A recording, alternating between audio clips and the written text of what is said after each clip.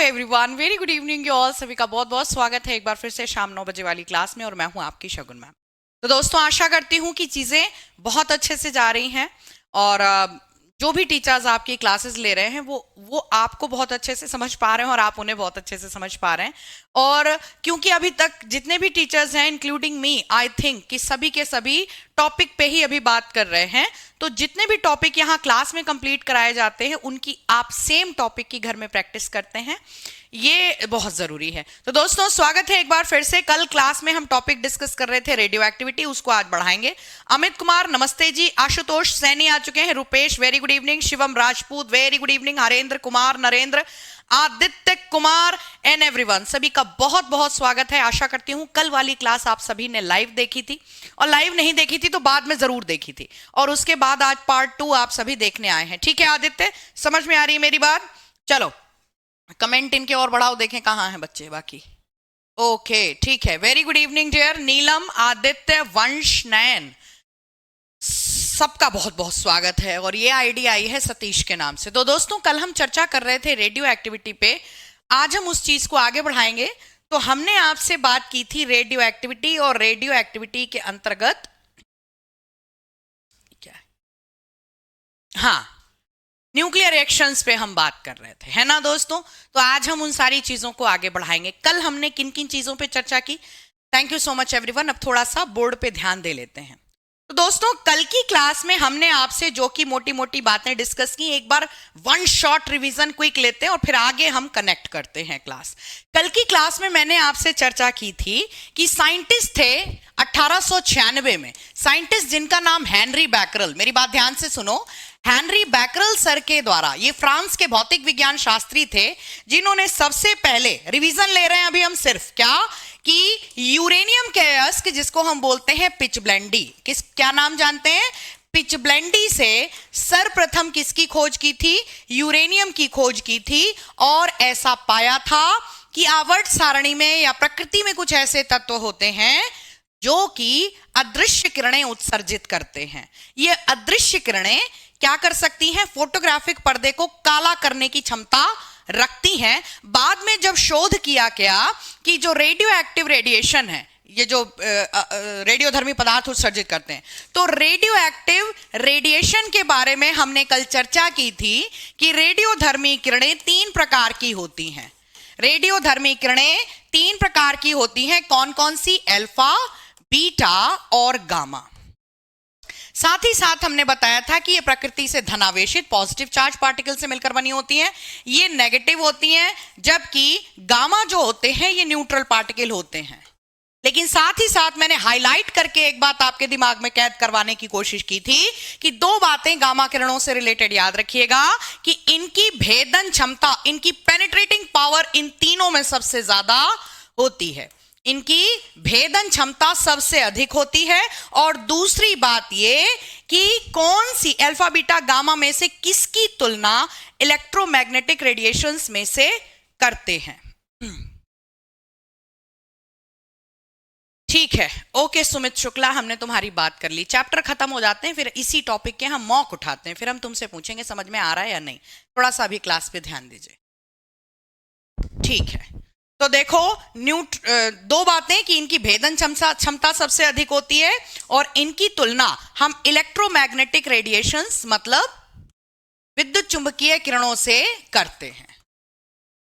ये बात हमने कल आपसे डिस्कस की थी, और साथ में बताया था कि रेडियोधर्मिता, आवर्त सारणी में वह सभी तत्व जिनकी परमाणु क्रमांक संख्या 82 से अधिक होती है, 82 से अधिक। और 82 किसकी होती है? 82 किसका एटॉमिक नंबर होता है? लेड का, यह भी बताया था। तो लेड के बाद से सारे एलिमेंट्स क्या होते हैं? Radio active. न्यूक्लियर रिएक्शंस, रेडियोधर्मिता का मुख्य कारण क्या होता है? द रीजन, क्या कि रेडियो एक्टिविटी का कारण क्या है? तो रेडियो एक्टिविटी का कारण हमने कल बहुत विस्तार से चर्चा की थी कि रेडियोधर्मिता का कारण होता है नाभिक का अस्थायित्व। अभी हम सिर्फ फ्लैशबैक में बात कर रहे हैं।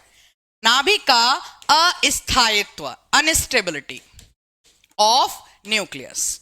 What is responsible? Instability of of nucleus. और इसी बेस पर हमने आपसे कहा था कि रेडियोधर्मिता का मुख्य कारण है न्यूक्लियर रिएक्शंस। न्यूक्लियर रिएक्शंस कितने टाइप की होती हैं? नाभिकीय अभिक्रियाएं दो प्रकार की होती हैं। आज हम उन पे चर्चा करेंगे, तो ध्यान से देखिए। कल ही हालांकि हमने आपको बता दिया था, देखते हैं एक बार कि टाइप्स ऑफ न्यूक्लियर रिएक्शन, नाभिकीय अभिक्रियाएं। आज के टॉपिक से फिर से बात करते हैं, बाकी लोग ध्यान से सुनिए। नाभिकीय अभिक्रियाएं ध्यान से सुनिए दो प्रकार की होती हैं, नाभिकीय विखंडन, नाभिकीय संलयन।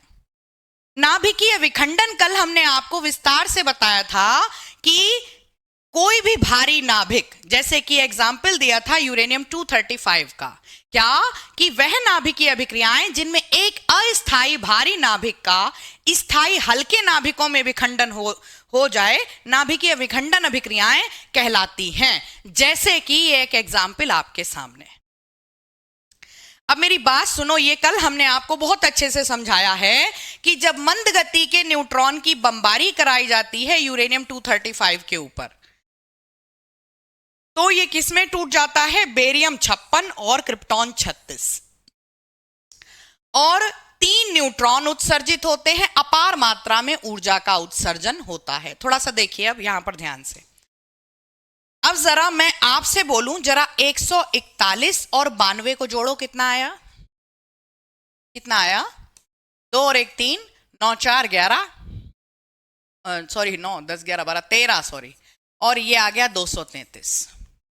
तो एक बात बताओ, यहां पर कितना है दोस्त? 235। ये टूटा कितने में?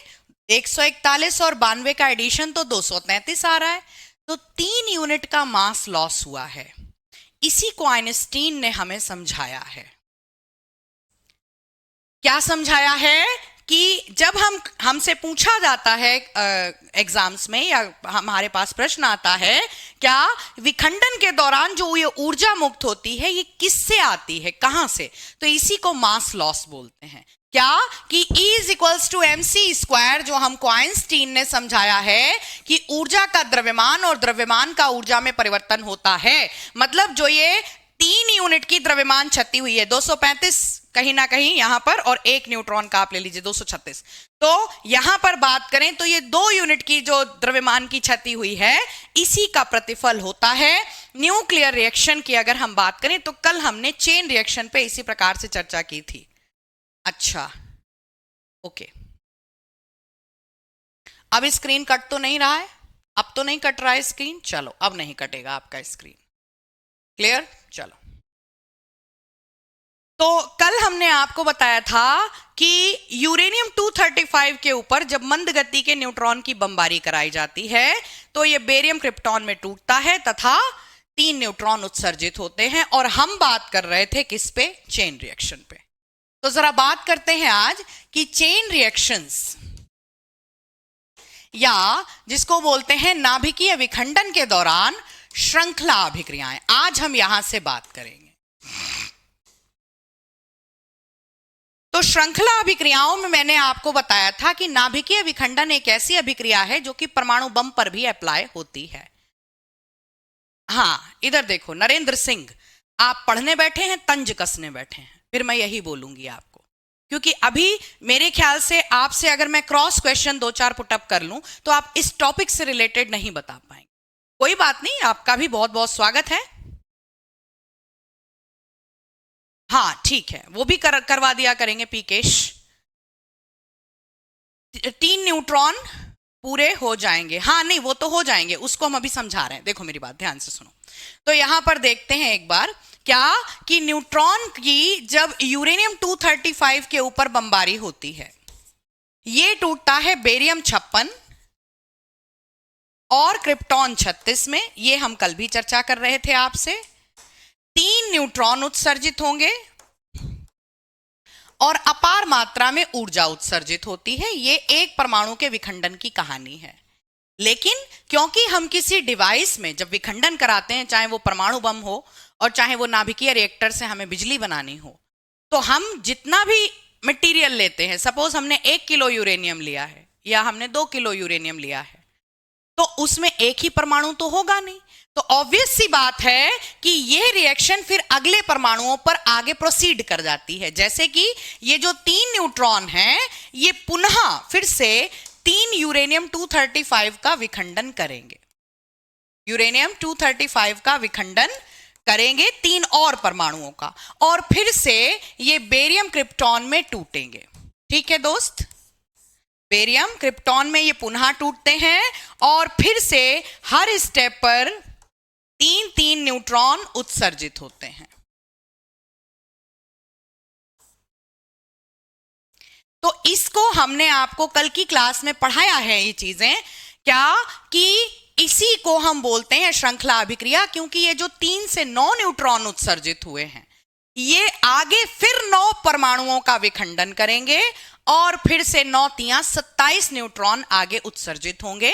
इसी को श्रृंखला अभिक्रिया कह देते हैं। लेकिन इस श्रृंखला अभिक्रिया को 1942 में साइंटिस्ट आए जिनका नाम था एनरिको फर्मी। ये आज का नया टॉपिक है। 1942 में साइंटिस्ट आए जिनका नाम एनरिको फर्मी। उनके द्वारा इन नाभिकीय जो ये परमाणु बम के अंदर श्रृंखला अभिक्रिया स्थान लेती है इसको कंट्रोल करना बताया गया। कैसे बताया गया? उन्होंने कहा, इधर सुनो ध्यान से, उन्होंने कहा कि अगर हम इधर ध्यान से देखें कि परमाणु बम के अंदर ये जो सारी कहानी है इसका कारण क्या है? इसका कारण है multiplication of energy. Multiplication of energy, ऊर्जा का जो गुणनफल हो रहा है परमाणु बम में वो इस चेन रिएक्शन के कारण हो रहा है कि हर स्टेप पर, मतलब कहानी यहां से शुरू होती है कि 3 न्यूट्रॉन आगे बमबारी करके और फिर इस तरीके से 9 न्यूट्रॉन। अगर हम यहीं पर 3 में से 2 न्यूट्रॉन को कंट्रोल कर लें किसी प्रकार से, मतलब एनरिको फर्मी ने क्या बताया कि अगर कुछ कहानी इस प्रकार से हो कि एक न्यूट्रॉन की बमबारी की करी 235 के ऊपर, ध्यान से सुनो, ये टूटा बेरियम और क्रिप्टॉन में, और जो हर स्टेप पर ये हमारा पहले ही स्टेप पर 3 न्यूट्रॉन निकलेंगे, इन 3 में से 2 न्यूट्रॉन को हम अवशोषित करा देंगे, खत्म करा देंगे। किसके द्वारा? हम इसके लिए कैडमियम तथा बोरॉन की, यहां पर हम लिखेंगे कि अवशोषित क्षण नाभिकीय रिएक्टर में, ध्यान से सुनो, न्यूक्लियर रिएक्टर में हम कंट्रोलिंग रॉड्स का यूज करते हैं। ये कंट्रोलिंग रॉड्स क्या होती हैं? कंट्रोलिंग रॉड्स, या जिनको हम अवशोषक क्षणे भी कहते हैं, नियंत्रक क्षणे, अवशोषक क्षणे, ये किसकी बनी होती हैं? याद रखेंगे ये बेरियम तथा ये कैडमियम तथा बोरॉन की बनी होती, कैडमियम तथा बोरॉन की बनी होती हैं। इनका काम क्या होता है विस्तार से लिखेंगे, पहले इधर आओ। तो हर स्टेप पर हमने 3 में से 2 न्यूट्रॉन यहीं पर कैडमियम बोरॉन के द्वारा अवशोषित करा दिए। तो अब खाली ये तीसरा न्यूट्रॉन क्या करेंगे? इस तीसरे न्यूट्रॉन की आगे बमबारी हो इससे पहले इसकी स्पीड को कम करेंगे। देखो दोस्त, हमने क्लास की शुरुआत में कल ही बताया था कि ये मंद गति का न्यूट्रॉन होता है। नाभिकीय विखंडन जब हम करवाते हैं, किसमें?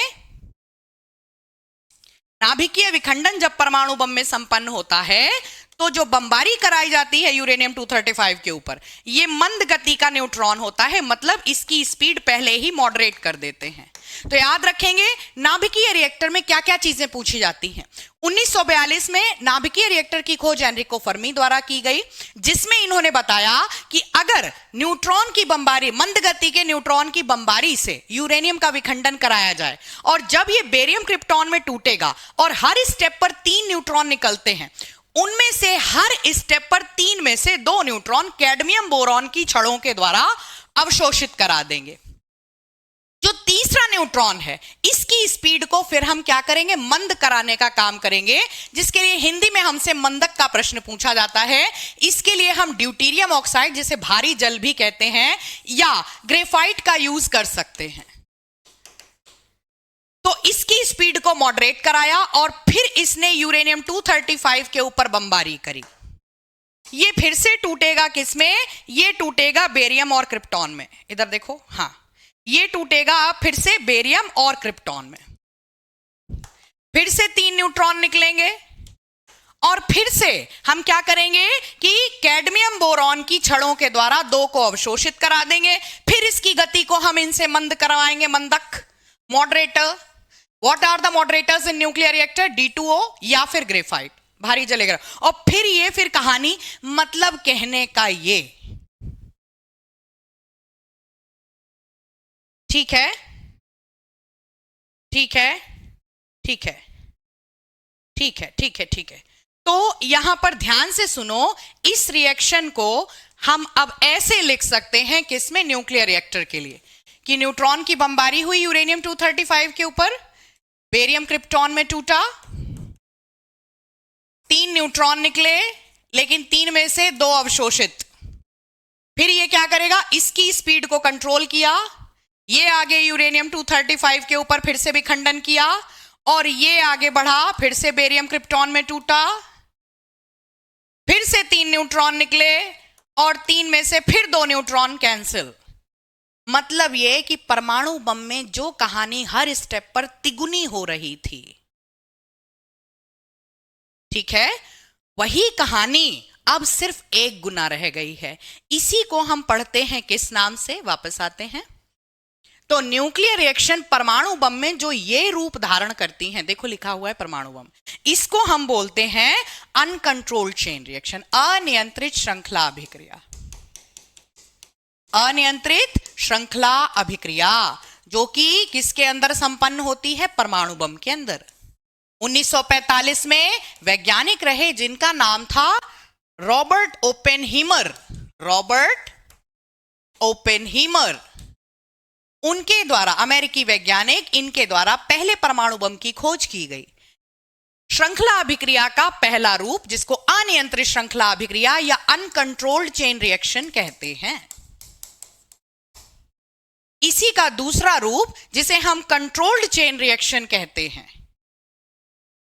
इसका इसी पर बेस्ड होती है डिवाइस, जिसका यूज हम बिजली बनाने में करते हैं नाभिकीय रिएक्टर में। नाभिकीय रिएक्टर में बिजली बनाते हैं तो उसमें चेन रिएक्शन नहीं, मतलब ऊर्जा का इस प्रकार से गुणनफल नहीं होता कि पूरा पूरा शहर तबाह हो जाता है जैसे कि एटम बॉम्ब में। इतनी ज्यादा एनर्जी कंट्रोल करके हम बिजली बनाते हैं। तो एनरिको फर्मी से संबंधित ये जो न्यूक्लियर रिएक्टर डिवाइस है, इससे रिलेटेड कुछ प्रश्न हमें याद रखने पड़ेंगे कि नाभिकीय रिएक्टर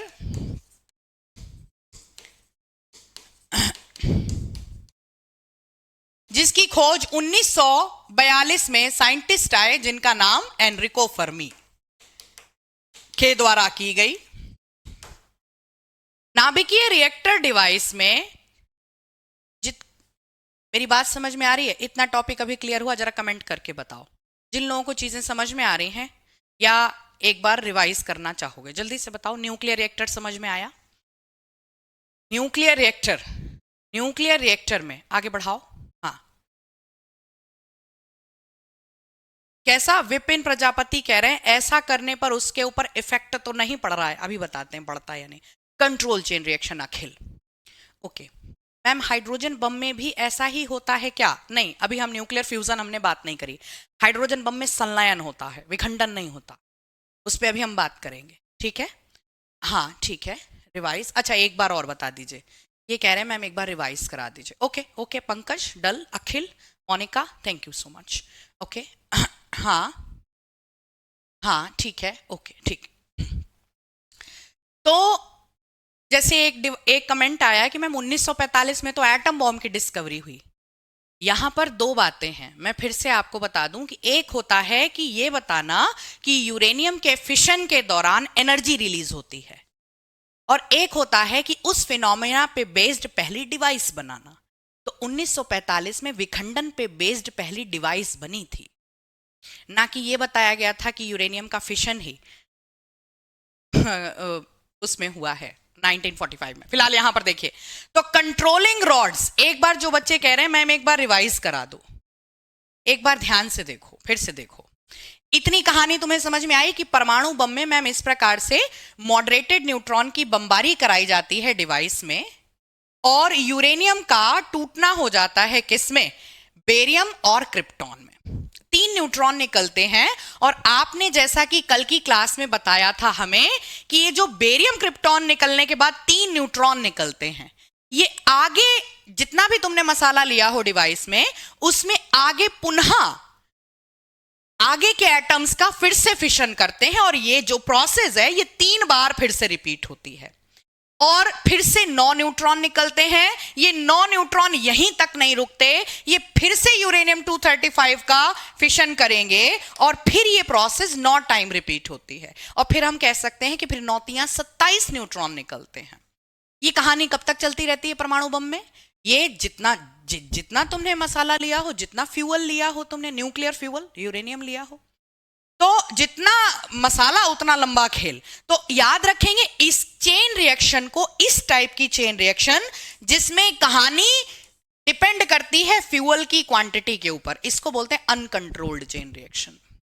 ये परमाणु बम में संपन्न होती। लेकिन जब एक समय था कि लोगों ने सोचा क्या इतनी एनर्जी, लोग तो एनर्जी बनाने के लिए तरसते हैं, हम लोग भाई बिजली बनाने के लिए कौन कौन सी ऊर्जा का प्रयोग नहीं करते? कोयले के द्वारा हम थर्मल पावर प्लांट में बिजली बनाते हैं, हम विंड एनर्जी क्रिएट कर रहे हैं, हम सोलर एनर्जी क्रिएट कर रहे हैं। मतलब विश्व स्तर पर लोग तरस रहे हैं एनर्जी जनरेट करने के लिए, बिजली बनाने के लिए। और हम इतनी ज्यादा एनर्जी का क्या अच्छा यूज नहीं कर सकते? तो 1942 में साइंटिस्ट रहे जिनका नाम एनरिको फर्मी। उन्होंने क्या इसमें कुछ जो फिशन प्रोसेस है उसमें कुछ चीजें इंट्रोड्यूस की। उन्होंने क्या बताया, एक बार फिर से समझें, चलो हम एक बार फिर से चित्र में बना के समझते हैं। उन्होंने कहा कि जैसे परमाणु बम में हम मंद गति के न्यूट्रॉन की बमबारी कराते हैं यूरेनियम 235 के ऊपर, ये टूटता है बेरियम क्रिप्टॉन में और 3 न्यूट्रॉन निकलते हैं, ठीक है। और अगर इन 3 न्यूट्रॉन को यहां कंट्रोल ना करा जाए, यहां ना रोका जाए, तो फिर ये 3 न्यूट्रॉन फिर से 3 यूरेनियम को आगे फिर 9 की कहानी बढ़ाएंगे। तो हम क्यों ना इन्हीं को यहीं पे रोक लें, तो एनर्जी को कंट्रोल कर लेंगे। इन्होंने क्या करा, इन्होंने हर स्टेप पर 3 में से 2 न्यूट्रॉन अवशोषित मतलब एब्जॉर्ब कराने के लिए कैडमियम बोरॉन की छड़ों को इंट्रोड्यूस किया। इन छड़ों का काम ही यही होता है कि इन छड़ों के बीच की दूरी, जब इसकी डिजाइन हम आपको न्यूक्लियर रिएक्टर की दिखाएंगे चित्र में, तो उसमें जब छड़ों के बीच की दूरी बढ़ा दी जाती है तो जो एब्जॉर्प्शन कैपेसिटी है, अवशोषित करने की क्षमता है, वो क्या हो जाती है, थोड़ी स्लो हो जाती है और ईंधन प्रॉपर बढ़ने लग जाता है आगे। लेकिन जैसे ही वो अवशोषित कराती, स्ट्रांगली एब्जॉर्ब करती हैं न्यूट्रॉन्स को, तो एनर्जी उतनी ही कंट्रोल होती चली जाती है। फिलहाल आप इधर देखिए, तो हर स्टेप पर एनरिको फर्मी ने 3 में से 2 न्यूट्रॉन अवशोषित करा दिए। अब एक ही न्यूट्रॉन बचा, ये यूरेनियम 235 का विखंडन करेगा, काम वही करेगा लेकिन 3 में से 1 ही करेगा।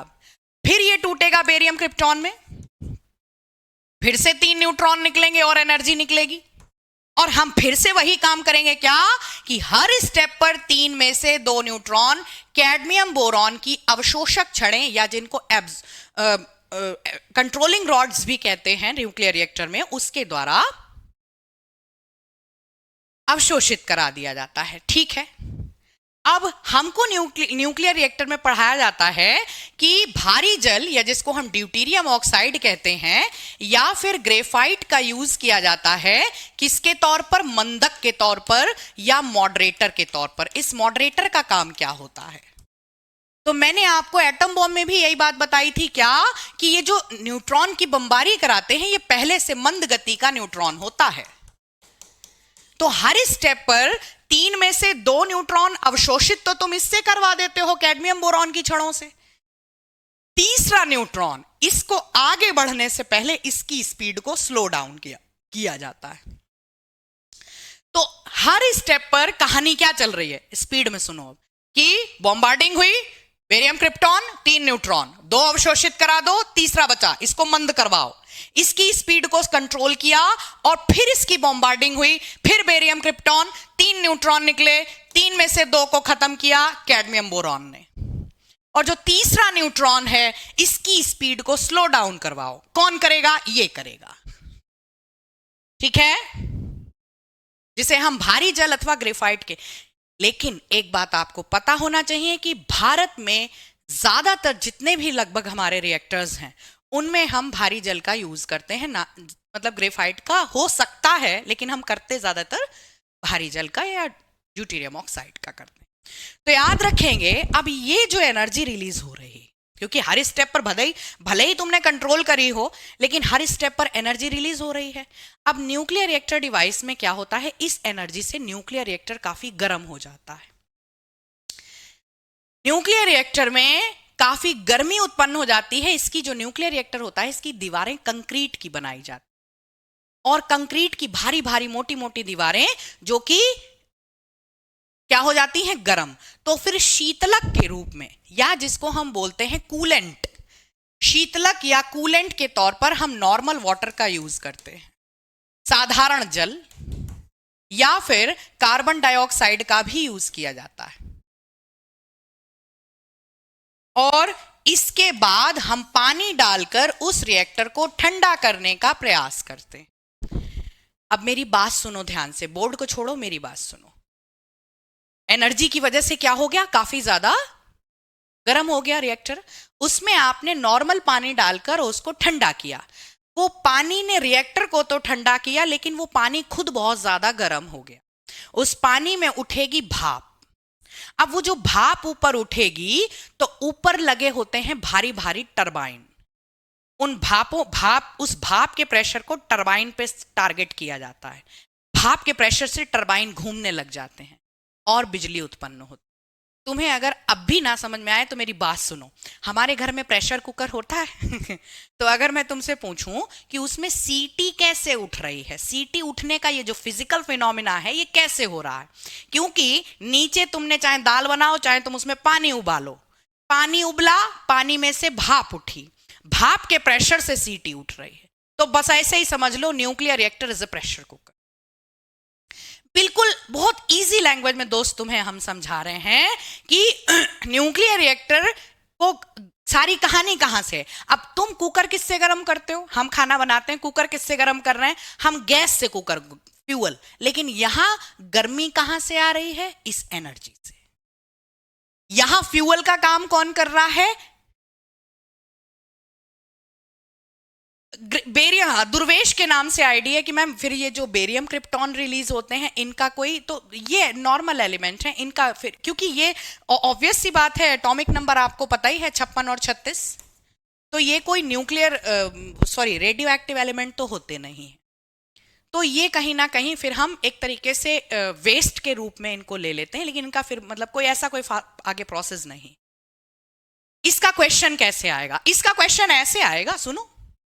Who is discovered nuclear reactor? बताइए, नाभिकीय रिएक्टर। अच्छा क्वेश्चन पूछा, इधर आओ। नाभिकीय रिएक्टर के खोजकर्ता कौन है? नाभिकीय रिएक्टर निम्नलिखित में से किस अभिक्रिया पर काम करता है? ऑप्शन दे दिए हमने, कंट्रोल चेन रिएक्शन, नियंत्रित श्रृंखला अभिक्रिया, अनकंट्रोल्ड चेन रिएक्शन, अनियंत्रित श्रृंखला अभिक्रिया, न्यूक्लियर फ्यूजन रिएक्शन, या नाभिकीय संलयन अभिक्रिया। मैं मॉक करवाऊंगी, चिंता ना करो, लेकिन हमें खुशी होती है जब कोई उधर वाला कुछ पूछता है और डायरेक्ट हाँ और चौथा या कुछ ऐसे दे दिया, नन ऑफ दिस। तो ऐसे प्रश्न बनेंगे। आप बताओ किस पे काम करता है न्यूक्लियर रिएक्टर? तो नाभिकीय रिएक्टर नियंत्रित श्रृंखला अभिक्रिया पे काम करता है, और परमाणु बम अनकंट्रोल्ड मतलब अनियंत्रित श्रृंखला अभिक्रिया पे काम करता है। और ये दोनों किसके पार्ट हैं? ये नाभिकीय विखंडन के पार्ट हैं, फिशन रिएक्शन के पार्ट हैं। हिंदी मीडियम, कोई दिक्कत तो नहीं हो रही, चिंता मत करो, बाइलिंगुअल पीडीएफ दूंगी सारी। अभी बोल तो मैं दोनों भाषाओं में रही हूं, कोई दिक्कत तो नहीं, मेरे को बताओ। हिंदी में बोल दियो। हिंदी में नाभिकीय विखंडन दो प्रकार के होते हैं श्रृंखला अभिक्रिया के आधार पर। कंट्रोल मतलब नियंत्रित श्रृंखला अभिक्रिया। आओ इधर, इधर देखो, आओ, ये तो हमने तुम्हें लिख के समझाया है, इधर देखो। फिशन प्रोसेस है, और इसके दौरान जो अभिक्रियाएं संपन्न होती हैं वो दो प्रकार की होती हैं, कंट्रोल्ड एंड अनकंट्रोल्ड। ठीक है, तो इस प्रकार से क्वेश्चन आपका बनता है। इसमें और कैसे पूछ सकते हैं कि नाभिकीय रिएक्टर में, न्यूक्लियर हिंदी में लिख रहे हैं, नाभिकीय रिएक्टर में हम नियंत्रक क्षणों के रूप में किसका प्रयोग करते हैं? नियंत्रक क्षणें किसकी होती हैं? तो याद रखेंगे कैडमियम तथा बोरॉन। शीतलक के रूप में किसका प्रयोग करते हैं? कूलेंट के रूप में किसका यूज करते हैं? तो हमेशा याद रखेंगे ठंडा पानी नॉर्मल डाला जाता है, नॉर्मल बॉटल मतलब साधारण जल। और इन केस अगर ऑप्शन में कार्बन डाइऑक्साइड भी दे रखी हो तो टिक कर देना, फिर देखना कहीं ऐसा तो नहीं ऑप्शन बोथ वाला भी दे रखा है। और नाभिकीय रिएक्टर में हर स्टेप पर तीसरे न्यूट्रॉन की गति मंद कराने के लिए मंदक के रूप में या मॉडरेटर के रूप में किसका यूज करते हैं? नरेंद्र, अब बड़े चुप हो, क्या हो गया, कहां हो? शाबाश, ऐसे बोलते अच्छे लगते हो तुम हमें। हाँ मैम का मेरा एक डाउट था और मैंने 5 बार यहाँ चैट में डाला था कि आपने एक बार भी रिप्लाई नहीं किया। मैम वो डाउट कैसे क्लियर करें? बताओ देव गुर्जर में भी हो सकता है कि हम मिस कर गए हूं, अब आप डाल दो। क्या हुआ? हाँ ठीक है, हाँ वो भी करवा देंगे शुभम, ठीक है। तो ऐसे ये पॉइंट पूछे जाते हैं, ठीक है, कर ले जाओगे। देव गुर्जर अब तुम अपनी बात डाल दो, ठीक है, हो सकता है मिस हो गए। क्लियर? तो यहां से आपके पॉइंट्स बन जाते हैं। ये यहां हम लिखवा रहे थे, अब तुम थोड़ा सा देखो। तो कंट्रोलिंग रॉड्स या अवशोषक क्षणें किसकी होती हैं? कैडमियम बोरॉन की। इनका काम क्या होता है? लिख लो, यह हर स्टेप पर 3 में से 2 न्यूट्रॉन, इससे साधारण और सिंपल भाषा में नहीं हो सकते नोट, 3 में से 2 न्यूट्रॉन क्या करा देती हैं? अवशोषित करा लेती, अवशोषित करती हैं। जबकि फिर 3 में से 2 अवशोषित हो गए, तीसरे न्यूट्रॉन की गति को मंद कराने के लिए मॉडरेटर या मंदक के रूप में हम किसका प्रयोग करते हैं? तो याद रखेंगे किसका? अभी हमने आपको बताया था, ड्यूटीरियम ऑक्साइड। लिखना चाहो कॉपी में फुल फॉर्म में लिख लो, ड्यूटीरियम ऑक्साइड। ड्यूटीरियम ऑक्साइड या फिर इसे भारी जल भी कहते हैं, ऑक्साइड, सॉरी, ड्यूटीरियम ऑक्साइड, ठीक है। और अगर ऑप्शन में ना हो तो फिर हम ग्रेफाइट का भी यूज कर सकते हैं। इसका क्या काम होता है? इसका काम होता है कि बचे हुए तीसरे न्यूट्रॉन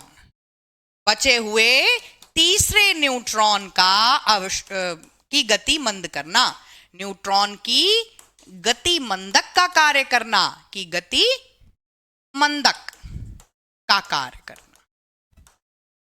बात आई समझ में? देव गुर्जर क्या कह रहे थे बताओ?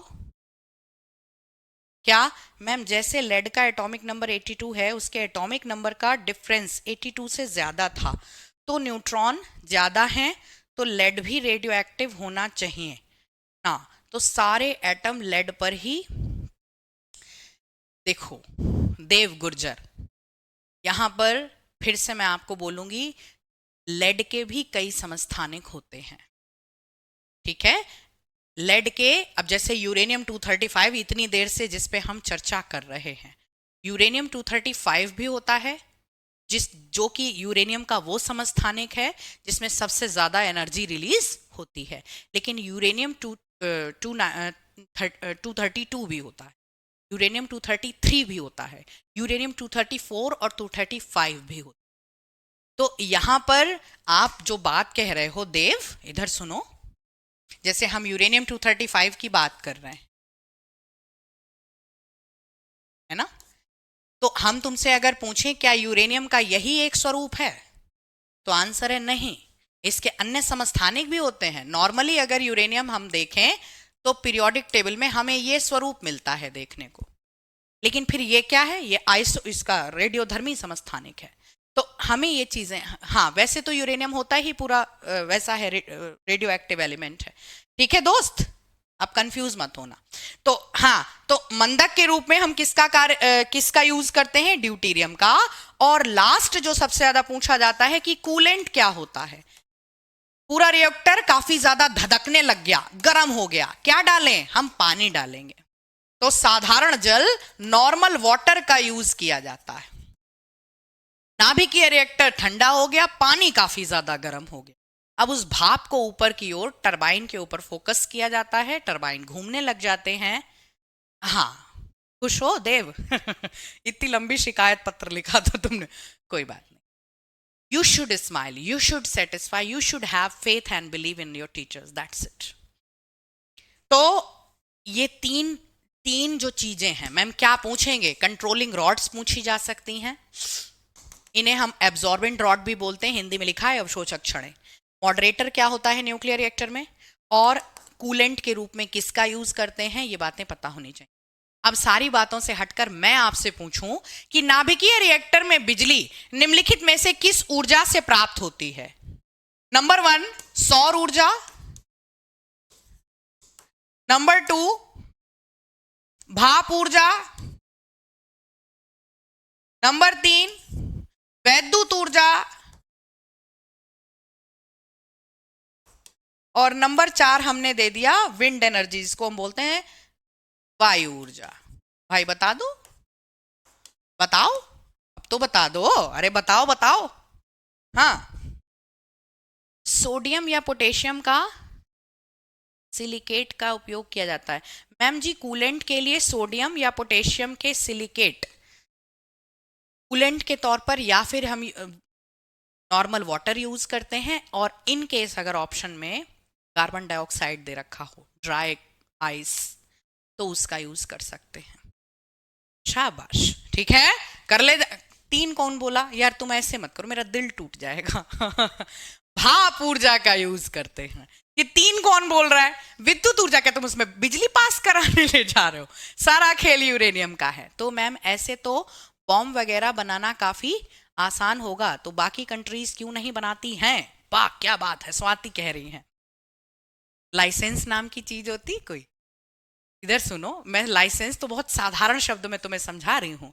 मार्केट में तो तमंचे भी बिक रहे हैं, बंदूक बिक रही है, रिवॉल्वर बिक रही है, AK-47 तुम क्यों नहीं ले आती? हम क्यों नहीं रख लेते अपने घर? बताओ, ऐसे तो बड़ा आसान है चलाना, मैडम सीखना ही तो पड़ेगा, रख लो घर में बना बजे। चलो, नाइस क्वेश्चन, बट मुझे अच्छा लगा, कितने फ्रैंकली पूछा, अच्छा लगा।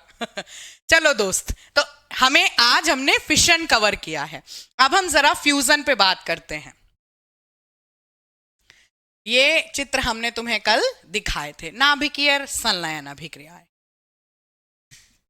फोटो कट तो नहीं रही है? चलो इधर देख लो। नाभिकीय संलयन अभिक्रियाएं 1952 में डिवाइस बनाई गई। साइंटिस्ट थे जिनका नाम था एडवर्ड टेलर, ये भी अमेरिकी साइंटिस्ट थे। हाँ, तो याद रखेंगे, उन्होंने न्यूक्लियर फ्यूजन रिएक्शंस का यूज करते हुए एक डिवाइस बनाई थी जिसे हाइड्रोजन बॉम्ब कहते हैं। क्या होता है नाभिकीय संलयन? अभी हाइड्रोजन बॉम्ब को छोड़ो, संलयन अभिक्रियाएं क्या होती हैं?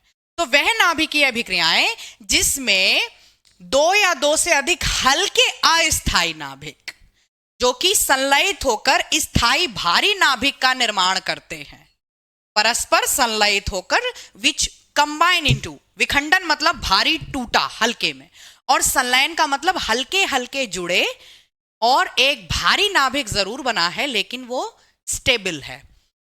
संलयन होता है हाइड्रोजन बम की अभिक्रिया, जैसे कि एग्जाम्पल क्या कहलाती हैं? संलयन अभिक्रियाएं कहलाती हैं। हाइड्रोजन बॉम्ब, ये पहला hydrogen bomb experiment 1952 by the scientist Edward Teller.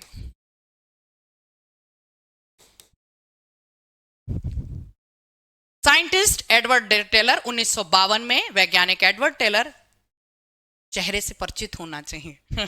ठीक है, इनके द्वारा प्रयोग किया गया। थोड़ा सा अब हम समझते हैं कि हाइड्रोजन बॉम्ब या संलयन अभिक्रियाएं कैसे काम करती हैं। हाइड्रोजन का समस्थानिक जिसे ड्यूटेरियम कहते हैं, ट्राइटियम कहते हैं, ये 2 हल्के जरूर हमें दिख रहे हैं क्योंकि आपको एटॉमिक नंबर इनका ज्यादा नहीं दिख रहा, लेकिन ट्राइटियम अनस्टेबल है। प्रकृति में भी हमारे जो वायुमंडल है उसमें भी ये चीजें संपन्न होती हैं, क्योंकि सौर मंडल में जो ऊर्जा, सूर्य की अपार ऊर्जा का मुख्य कारण कौन सी अभिक्रियाएं हैं? Fusion reactions. क्या होता है कि हाइड्रोजन के समस्थानिक जैसे कि ड्यूटेरियम तथा ट्राइटियम ये परस्पर संलयित होकर हीलियम का एक नाभिक बनाते हैं और एक न्यूट्रॉन उत्सर्जित होता है और अपार मात्रा में ऊर्जा उत्सर्जित होती है। This is the fusion reaction. यहां पर अगर आप मेरे से पूछें कि कौन अनस्टेबल था, ये अनस्टेबल है। ये स्टेबिलिटी गेन करने के लिए, क्योंकि हीलियम अनस्टेबल नहीं है, 4 में से 2 गया 2 इलेक्ट्रॉन 2 प्रोटॉन 2 न्यूट्रॉन, कहानी बिल्कुल बैलेंस है। तो नाभिकीय संलयन अभिक्रियाओं में हाइड्रोजन के कौन से 2 समस्थानिकों का संलयन होता है? तो प्रोटियम तथा ड्यूटेरियम जैसे, सॉरी प्रोटियम नहीं, ड्यूटेरियम तथा ट्राइटियम जैसे। क्यों? क्योंकि प्रोटियम तो ये होता है ना। तो देखो ड्यूटेरियम तथा ट्राइटियम जैसे, ये ड्यूटेरियम है, ड्यूटेरियम तथा ट्राइटियम का संलयन होता है। ट्राइटियम हिंदी में भी दोस्त इसको यही कहेंगे, ड्यूटेरियम और इसको ट्राइटियम। ये आपस में संलयित होकर और किसका भारी नाभिक बनाते हैं? हीलियम के एक भारी नाभिक का निर्माण करते हैं। ठीक है, एक न्यूट्रॉन उत्सर्जित होता है और अपार मात्रा में ऊर्जा उत्सर्जित होती है। ठीक है, याद कर लोगे, आराम से हो जाएगा। इसका एग्जाम्पल बता दीजिए, तो इस पर कौन कौन सी चीजें कार्य करती हैं, कौन से उदाहरण हैं? तो एग्जाम्पल है हाइड्रोजन बॉम्ब, जिसका अभी फिलहाल किसी ने यूज नहीं करा है, ना ही करे कोई, भगवान करे। और दूसरा है सौर ऊर्जा, सोलर एनर्जी। विभिन्न बड़े बड़े तारे, केवल सूर्य, क्योंकि सूर्य तो स्वयं एक बड़ा तारा है, वो बात अलग है कि पृथ्वी के निकट है तो हमें थोड़ा बड़ा दिखाई देता है, अन्यथा सूर्य से बड़े बड़े भी तारे हैं और उनके अंदर ऊर्जा का अपार कारण संलयन अभिक्रियाओं को माना गया। ठीक है दोस्त, बात आई समझ में? Hydrogen bomb. अब बात करते हैं, क्या भारत के पास हाइड्रोजन बॉम्ब है? तो याद रखिएगा कि 1998 में जो हमने ऑपरेशन शक्ति, क्या तारीख थी? 11 मई सन 1998 हमने ऑपरेशन किया था। उस टाइम अटल बिहारी वाजपेयी जी प्रधानमंत्री थे और ऑपरेशन हुआ था शक्ति। ऑपरेशन शक्ति कहां पर संपन्न हुआ था? याद रखिएगा, राजस्थान के पोखरण में, हिंदी में लिख देते हैं, पोखरण में ये संपन्न कराया गया। वहां पर टोटल 5 एक्सपेरिमेंट हुए थे। वो बात अलग है कि प्रधानमंत्री ने जब शाम को भाषण दिया, मतलब एक औपचारिक घोषणा करी थी, तो उन्होंने 3 ही बताए हैं। बट ये बात बिल्कुल सभी को विश्व स्तर पर बाद में पता है कि इंडिया ने टोटल 5 एक्सपेरिमेंट करे थे, जिनमें से 3 एक्सपेरिमेंट हमारे फिशन पर बेस्ड थे और 2 ऑपरेशन हमारे फ्यूजन पर बेस्ड थे। और ये बात आप सभी बहुत अच्छे से समझते होंगे कि इस प्रकार की घोषणाएं कुछ गुप्त जानकारियां होती हैं जो देश के सुरक्षा कारणों से संबंधित होती हैं और वो पूरी तरीके से डिक्लेयर नहीं की जाती। ये वो न्यूज नहीं होती है जिसे अंजना ओम कश्यप आके आज तक के चैनल पर चिल्ला के बताएंगी कि भारत तैयारी कर रहा है नए परमाणु बम प्रयोग की। नेवर। जब किसी को पद और गोपनीयता की शपथ दिलाई जाती है तो यही वो सारी शपथ होती हैं जिनमें चीजें कॉन्फिडेंशियल रखने की शपथ होती है कि भारत की सुरक्षा और गोपनीयता का हम पूरा सम्मान करेंगे देश की। तो आपको ये चीजें अगर पता है तो बहुत अच्छी बात है, बट भारत के पास हाइड्रोजन बम है, ये चीजें औपचारिक रूप से कहीं डिक्लेयर की हुई नहीं मिलेंगी, ना किसी किताब में। ये चीजें अंडरस्टूड हैं। हमें भी ये बात कैसे पता चलती है कि भारत के पास आज जो परमाणु बम है वो अमेरिका की तुलना में कम है? ये कैसे पता चलती है? अमेरिका से तो है ही, बल्कि पाकिस्तान से भी हमारे पास कम है। ये चीजें कहां से पता चलती हैं हमें? ये चीजें देश की खुफिया रिपोर्ट, जैसे हमारी खुफिया एजेंसी है ऐसे ही गुप्तचर संस्थाएं उनकी भी हैं, अन्य देशों की भी होती। तो आप मेरी बात समझिएगा कि प्रेजेंटली सबसे ज्यादा न्यूक्लियर वेपन्स अगर हैं तो वो हैं रूस के पास। Russia is having the maximum country of nuclear weapons, लेकिन इसकी किसी बुक में व्याख्या नहीं मिलेगी। तो हमेशा याद रखिए ये गुप्तचर संस्थाओं के द्वारा ये बातें पूर्ण रूप से पुष्ट हैं। क्या भारत ने उस टाइम टोटल 5 एक्सपेरिमेंट किए थे, जिनमें से फिशन वाले 3 एक्सपेरिमेंट को ऑफिशियली डिक्लेयर किया गया देश के पीएम के द्वारा, जबकि 2 बाद में सबको पता है कलाम सर ने अपने इंटरव्यू, एक पत्रकार को अपने इंटरव्यू में उन्होंने ये चीजें क्लियर की हैं। और आपको बहुत अच्छे से पता होना चाहिए इस एक्सपेरिमेंट के दौरान, चित्र दिखाऊं कुछ मजेदार, रियलिटी से परिचित कराते हैं। द नोबेल प्राइज विनर एंड्री, कल भी हमने इंट्रोडक्शन कराया था, and Henri Becquerel sir, madam Curie के हस्बैंड मिस्टर पियरे क्यूरी और मैडम क्यूरी, ठीक है। और ये है यूरेनियम। अंधेरी प्रयोगशाला में यूरेनियम और रेडियम जैसे एलिमेंट इस प्रकार से चमकते हैं। ये कल हमने आपको चेन रिएक्शंस दिखाए थे।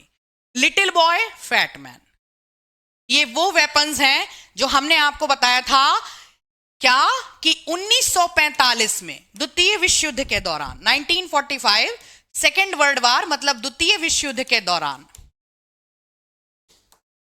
अमेरिका द्वारा जापान के 2 शहर हिरोशिमा और नागासाकी पर कौन सा बम, नीचे वाला है लिटिल बॉय, इसका स्ट्रक्चर देखो तुम ध्यान से, ये है लिटिल बॉय।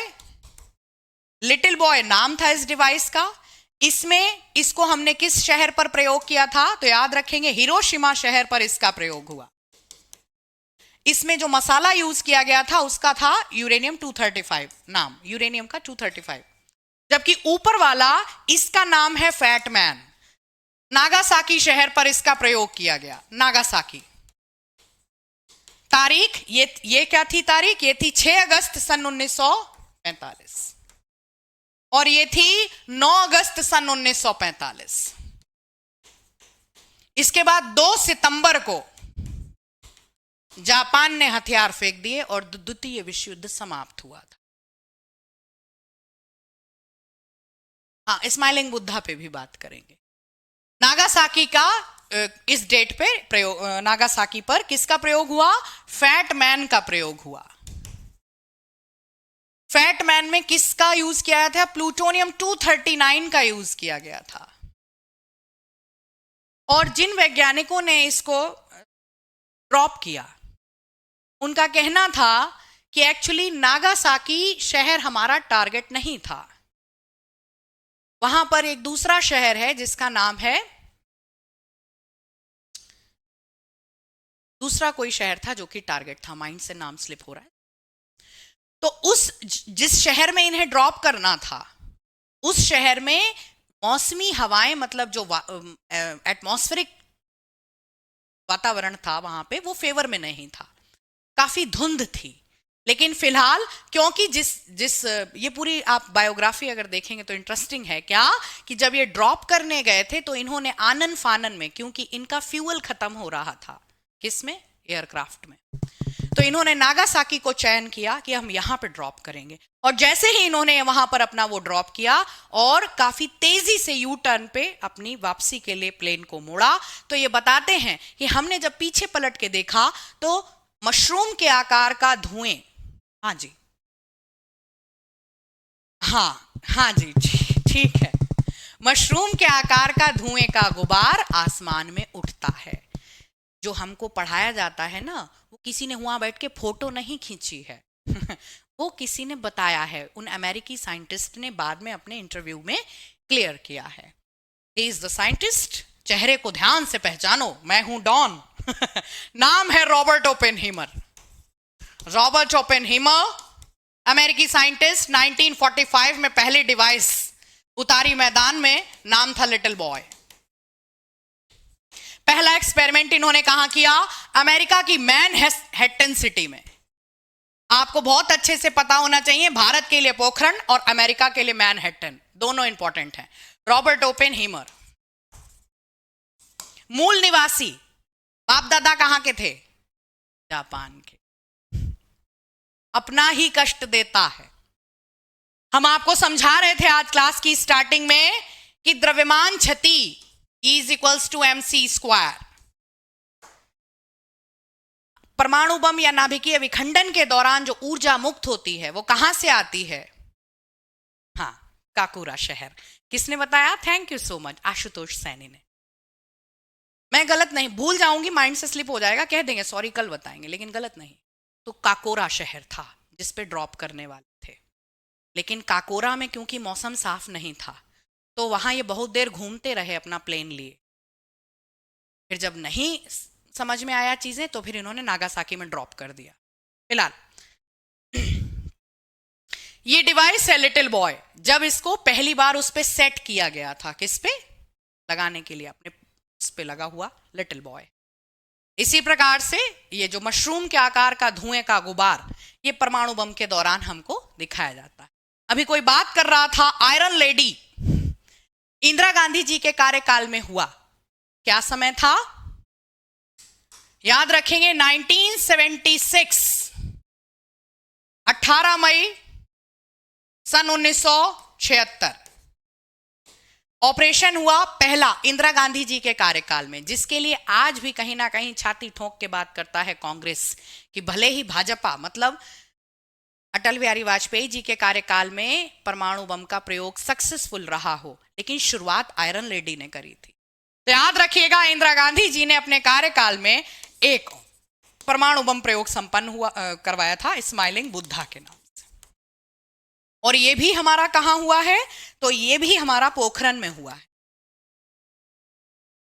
ये बात आप याद रखिएगा, ठीक है, आराम से। अगला थोड़ा सा देखते हैं, कुछ ऐसे पिक्चर्स लेके आई थी आपके लिए। हाँ, इनका स्टोरेज कैसे, मतलब कैसे स्टोरेज, समझे नहीं हम तुम्हारी बात। इनकी रेडिएशंस आपको नुकसान पहुंचा सकती हैं। इनको जिस भी लैब में रखा जाता है उसके चारों ओर रेडियो एक्टिव रेडिएशन पावर से प्रोटेक्शन के लिए कुछ नेचुरल चीजें और कुछ केमिकल चीजों का यूज किया जाता है। थोड़ा बात करते हैं फिर हम तुम्हें बताते हैं। बढ़िया क्वेश्चन पूछा तुमने। ये वो टीम, ये रियल पिक्चर्स हैं। हमने जो ऑपरेशन शक्ति किया था उसमें सैकड़ों फीट गहरे गड्ढों में, राजस्थान, पोखरण कहाँ है, राजस्थान में, तो कहा जाता है कि वहां एक्सपेरिमेंट करना आसान नहीं था। दिनों दिन वहां पर जो देश के कहते नहीं है जवान गड्ढा खोदते थे और रात में आंधी आती थी वो गड्ढा भर जाता था। तो वहां पर गड्ढा खोदना आसान नहीं था। सैकड़ों फीट गहरे गड्ढों में इस प्रकार से फ्यूल को अंदर ले जाकर और दीवारों से लगा के प्याज भर दिया गया था। आपको पता होना चाहिए प्याज और गांजा ये दो ऐसी खेती हैं जिनके लिए कहा जाता है कि प्याज के अंदर क्या करने की, प्याज के अंदर रेडियोधर्मी किरणें अवशोषित करने की क्षमता होती है। रेडियोधर्मी किरणें अवशोषित करने की क्षमता होती है। ये बातें हमको पता होनी चाहिए। तो तारीख थी 11 मई की और समय सीमा तय हुई थी दिन में 2 बजे, लेकिन हवाएं रुकने का नाम ही नहीं ले रही थी। सैकड़ों फीट गहरे गड्ढों में यह धमाका होने को था। समय देखते देखते बज गए शाम के 4:15 और डिसीजन लिया जाता है now we will do this. सभी देश के जो भी हमारे बंकर में बैठे हुए जो सैनिक थे उनसे साफ कहा गया आप बंकरों को छोड़कर बाहर मैदानों में निकलिए और लेट जाओ। और डिसीजन लिया जाता है कि अब धमाका करने का टाइम है। धमाका होता है सैकड़ों फीट नीचे गहरे रेत में। जब धमाका होता है तो रेत ऊपर धंस जाती है, काफी फीट गहरा गड्ढा ऊपर हो जाता है। हाँ ठीक है। और कहा जाता है वहां जो आसपास जैसलमेर की जो लोकल जनता थी, अब ये चीजें सबको तो नहीं पता हो रही कि पोखरण में क्या चल रहा है। तुम्हें पता है कि ये जो पोखरण है, काकरपारा है, कुदानुकुलम है, श्रीहरिकोटा है, नरौरा है, ये हमारे मेन न्यूक्लियर पावर सेंटर्स हैं। और इनके ऊपर ये जो सैटेलाइट्स होते हैं अमेरिकी सैटेलाइट्स की, यहाँ चल क्या रहा है निगाहें रहती हैं। तो जो मिस्टर एपीजे अब्दुल कलाम थे, जल थल नभ तीनों सेनाएं उन दिनों वहां पर लगी हुई और उनको डिफरेंट ड्रेस और डिफरेंट नेम से पुकारा जाता था। ये पूरा ऑपरेशन काफी दिनों तक चला और पूरी तरीके से गुप्त था। बाद में ये बातें पता, जब पत्रकारिता के द्वारा कुछ छुपता तो है नहीं, तो लोगों ने बताया। इवन कलाम सर भी वहां अपनी नॉर्मल जो ड्रेस है उसमें विजिट नहीं करते थे, अलग नाम से पुकारा जाता था। तो पूरी तरीके से गुप्त ऑपरेशन था। वहां की जो लोकल जनता है उन्होंने बयान किया इंटरव्यू में कि तेज धमाका होता है, जो हमने भी सुना। हम सब एक पल को डर गए कि ये क्या हुआ, ये शायद कहीं पड़ोसी देश से हमला तो नहीं। लेकिन उसके बाद जब औपचारिक घोषणा करते हैं प्रधानमंत्री अपने भाषण में, तो देश में खुशी की एक विशेष लहर दौड़ जाती है कि भारत ने अपना परमाणु शस्त्र प्रयोग, परमाणु शक्ति प्रयोग संपन्न हुआ। और वहां पर इस प्रकार से ये वेपन पूरा सैकड़ों फीट, ज्यादा पुरानी बात नहीं है, जो अच्छे से याद है 45। ठीक, ठीक है, तो याद रखेंगे 11 मई। ओके, तो ये घटना संपन्न हुई। अगला क्वेश्चन, अगली पिक्चर देखते हैं। देखो, हम जो आपको बता रहे थे सैकड़ों फीट गहरा गड्ढा, तो ये उस गड्ढे का प्रॉपर रियल पिक है। कितनी गहराई? 10 मीटर। ये ऊपर 10 मीटर गहरी रेत घुस गई। 30 मीटर रेडियस ऑब्जर्व हुई। ये रियल पिक्चर्स, ठीक है। ओके, कमेंट्स इनके नीचे तक लगाया करो।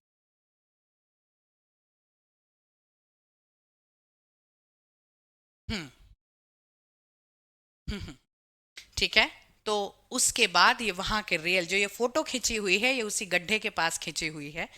तो इस तरीके से भारत ने देश को कहते नहीं, परमाणु शक्ति संपन्न बनाना आसान नहीं। तुम करो तो रासलीला, हम करें करेक्टर ढीला। भारत जैसे देश जो कि विकासशील देश हैं बेचारे, उनको हमेशा आंसरेबल कि तुम भाई देश विश्व स्तर पर शांति भंग करने का प्रयास कर रहे हो, अगर हम एक्सपेरिमेंट करें तो। फिलहाल तो कुछ क्वेश्चंस आज लेके आई थी। आज हमारे पास टाइम है मॉक सेशन डिस्कस करने का? टाइम नहीं है, आज 10 बज गए। तो दोस्त, हम कुछ मॉक सेशन के क्वेश्चंस भी लेके आए थे। पहला क्वेश्चन जब आ ही गया है तो आंसर दे दो। Which device is use to measure the radioactivity? इनमें से किसका प्रयोग किया जाता है रेडियो धर्मी किरणों को पहचानने में? कहीं पर रेडियो एक्टिव रेडिएशंस का प्रभाव है, ये कैसे पता चलता है? कोई मेरे को बताएगा? हाँ हाँ, महेंद्र बिल्कुल सही कह रहे हो। ठीक है, ठीक है, ओके। तो याद रखेंगे Geiger Muller counter is the device. बाकी इस मॉक सेशन को कल हम डिस्कस करेंगे और आपके बहुत सारे प्रश्न हैं जो कि मुझे लग रहा है हाइड्रोजन बॉम्ब से रिलेटेड। एक स्टूडेंट पूछ रहे हैं मैडम हाइड्रोजन बॉम्ब में इतना ही पढ़ाना था, तो इसका एक्सपेरिमेंट कहीं होगा तो हम तुम्हें आगे जरूर पढ़ाएंगे। अभी आप डिस्कवरी पढ़िए, ये किस फिनोमिना पे काम करता है, इतना जानना हमारे लिए जो कि जरूरी है, that is enough. Okay, Enrico Fermi, हाँ, Geiger Muller counter is the right answer. तो दोस्त, आशा करती हूँ क्लास के माध्यम से मैंने चीजों को ना केवल बुकिश लेवल तक और वास्तविकता से जोड़ते हुए आपको समझाने का प्रयास किया। क्लास कैसी लगी जरूर बताइएगा। क्या कह रहे हैं मैडम आप? अच्छा, ठीक है, धन्यवाद मोनिका।